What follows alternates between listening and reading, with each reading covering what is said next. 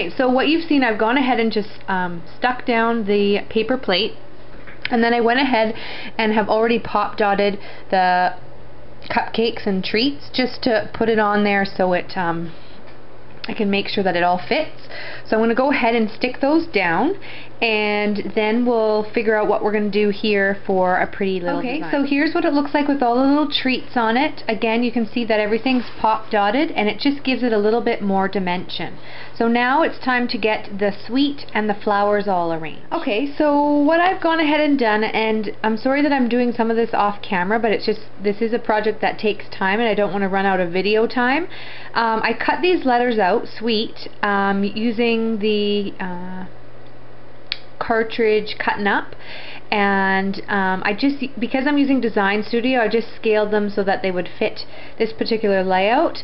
Then I ran it through the Textile Cuttlebug embossing folder, and then I went ahead again and chalked using the same chalk that I used for this here, just to give it a bit more depth and interest.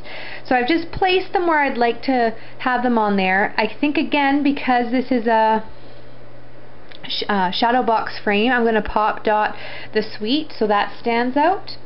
And then, because I don't have Prima flowers, I went ahead and used the Walk in My Garden Cricut cartridge and cut out this flower shape. And what I'm going to do is turn this into a Prima looking flower. So I'll show you how I go ahead and do that. Okay, so as you can see, I have the Prima flower, the Cricut flower, ready to be turned into a Prima flower. So what you go ahead and do is, just to give it a little bit more depth, is you just take your scissors and trim into the center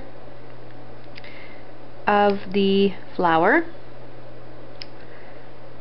Okay, and then what you do is you just use this stylus and just start putting it on your mouse pad, and then just running your stylus all along each petal. And what the mouse pad does is just give it some room to go into. And then on the outside, run the stylus down in a line, and then go back and just run it over on either side of the line. And there is our Prima looking flower. And unfortunately, the depth of this is not turning out the way I would like to. I'll see if I can get a better shot of it just with a single still picture, so you can have a look to see what it looks like. So as you can see, the flower stands out a little bit nicer, or stands out a little bit more on the paper, and you can see it has the look of a Prima flower. So just to give the flowers a little more interest in the color, I'm going to put in these little pink brads, just to give each flower a little more interest. So I'm going to go ahead and do the rest of those.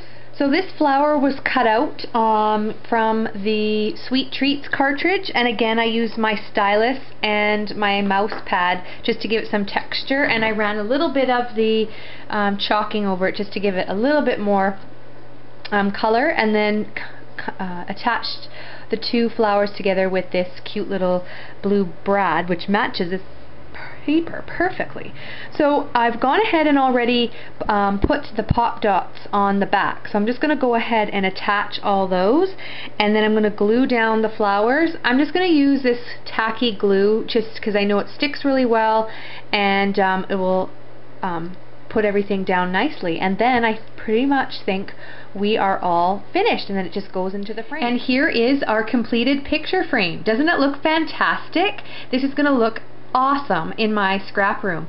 And the great thing about this project, all I was using was scraps, mostly scraps for my cupcakes, and paper and supplies that I already had in my craft room, and this recycled picture frame. So this really cost me pennies, only lots of time. Now this video only took 10 minutes, but probably this project took a good hour and a half just to plan everything out and get all the embellishments looking the way I wanted to.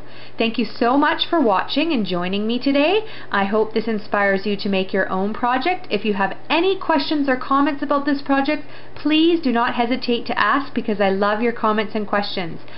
I wish you all the best with your project, and hopefully I've inspired you to go get crafty. Take care and have a great day.